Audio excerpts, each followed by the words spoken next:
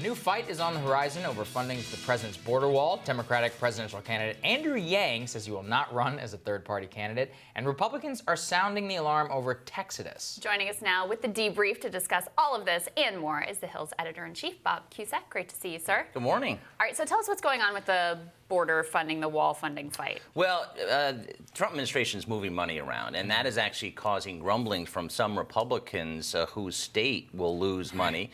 And of course, it's a quandary for Democrats because you had this budget deal, right? You still have to fund the government this month. That's one of the big things Congress has to do. So Democrats, they can't really say, oh, well, there's no money in the bill for wall funding, which is going to be true. But he's just playing around with this money. Yeah. He's won a big court battle on this, so it's frustrating for both parties. But what can either party do about it? I don't think much. How much money are we talking here, Bob? Oh, we're talking billions of dollars. Yeah. I mean, that's what they're moving around. And it's going to hurt Tom Tillis in North Carolina, a number of other Republican senators whose money that would be going to their states is now going for the wall. I mean, this is what Trump is so nervous about not fulfilling his promise on the wall. And of course, you know, Mexico's not going to pay for it.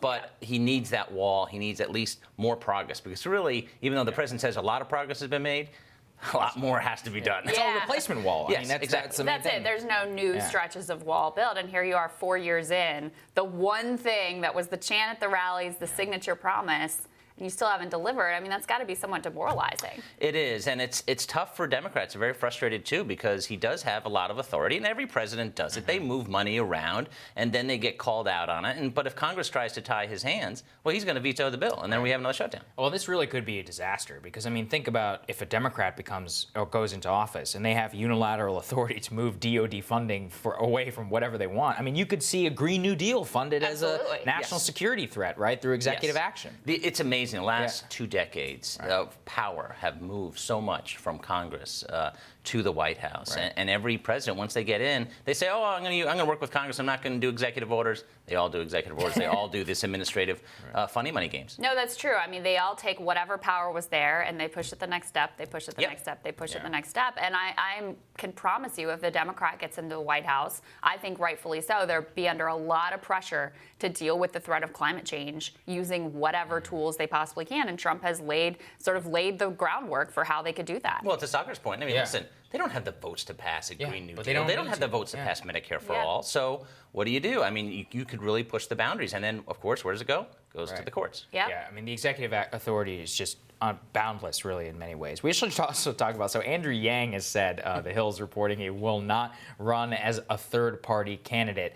This is an interesting move for Yang because he's not necessarily ideologically tied to the Democrats, but his rise has surprised a lot of people here in D.C. Yes, his unique idea of income, of giving basically $1,000 per month, has caught on with actually many on the left, actually a few on the right as well, but on the fringes, and that's where I think that he's got to have a big couple months here because he's not in the top tier. He's had an amazing run, but at the same time, he's not running. He's not going to run as a third party. We have breaking news this morning. Howard Schultz is also not going to be running. So the lack of third parties, and certainly I think Democrats are saying, listen, if a third party runs, like if Yang ran, he knew he would take away votes from the Democrats. Yeah. So the goal, of course, is beating Trump. Right. And, I mean, I get it. Andrew Yang doesn't come from inside the Democratic establishment, so maybe that question. But I had never really, I've known Andrew for a while. We've interviewed him here a couple of times, and I've never seen any indication that he wanted to play that role as spoiler, third party, et cetera.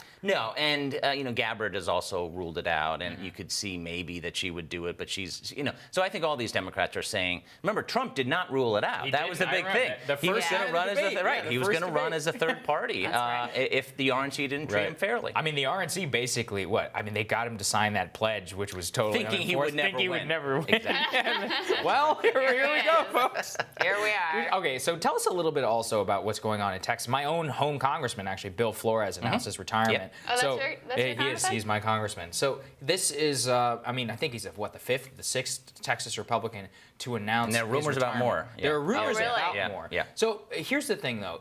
So Flores' district, the district I'm from, is solid red. That's a Republican. So it's not necessarily one in which they would be losing. But what I'm hearing from the state is that the suburban drop-off in support for Republicans, something that they could always rely on, has really shifted off, and everything is going to be tight this year. It is. And remember, though, the last Democrat to win the president the state is Jimmy Carter, 1976. Right, yeah. That's a long time ago, and Yeah. he barely won it. So, you look at it, though, Trump only won it by 9 points, and that was the least in 20 years for Republicans. So down ticket, that could really hurt. Now, John Cornyn is up for re-election. I think he's a pretty strong candidate. Yeah. I think he's a stronger candidate than Ted Cruz, and certainly there's no superstar. At least Beto O'Rourke was a superstar when he ran against Cruz. But these House seats, as you mentioned, suburbia in Texas, I'm just interested to see, will the Democratic presidential nominee spend time in Texas? Yeah. And the interesting thing is that the demographics have changed so much. Not necessarily amongst the Latino population. It's all of these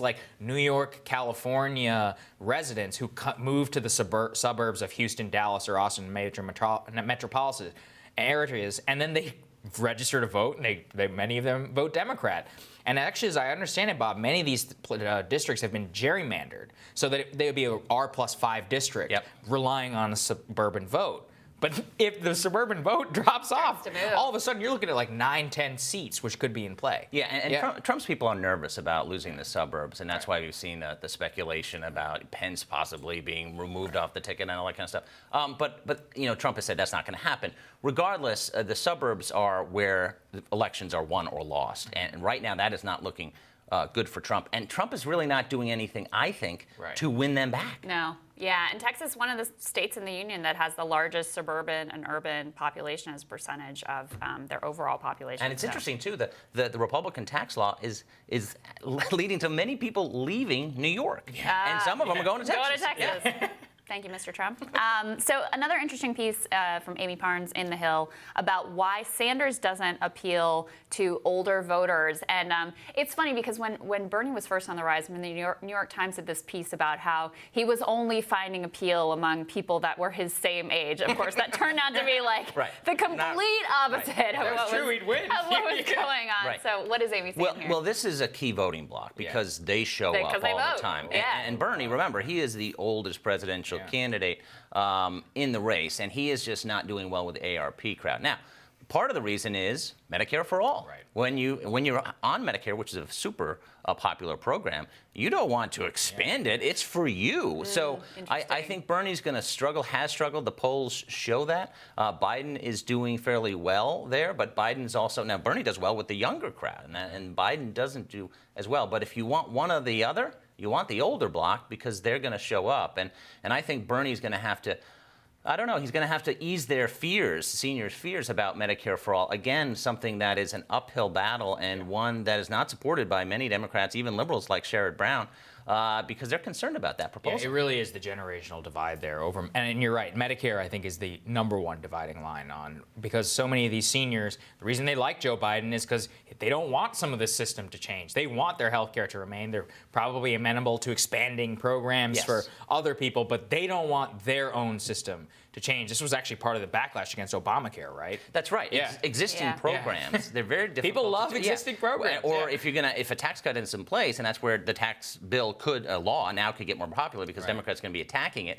That same thing with Obamacare. At first it was unpopular, and they're like, wait a minute, you can't take it away. You can't take benefits away or make benefits weaker, and that's the concern of older voters. And I mean, Medicare for All would actually expand benefits, but still change feels scary, right? And I also think that there's just an ideological proclivity among older voters to be more wary of big change and more in favor of incrementalism, or Biden's message of let's just go back to the way things were. Yeah, and that's where Bernie has to say, okay, to seniors, this is how your health care is going to get better. Bernie is using, by and large, the same script that he had in 2016. He went very far, almost beat Hillary Clinton, defied all the odds. But I think he's going to have to tweak his script on this to get more support. Because if he doesn't get more of the black vote and more older voters, he's not going to win the nomination. Yeah, we're going to talk later about the generational divide in the black vote as well, which is kind of interesting. Bob, thank you so much. Thanks, Bob. Thanks, guys. Next on Rising, Heritage Action for America released a roadmap for conservatives to create a winning coalition in 2020. Their executive director is going to tell us more about the polling that set that agenda as Rising rides on.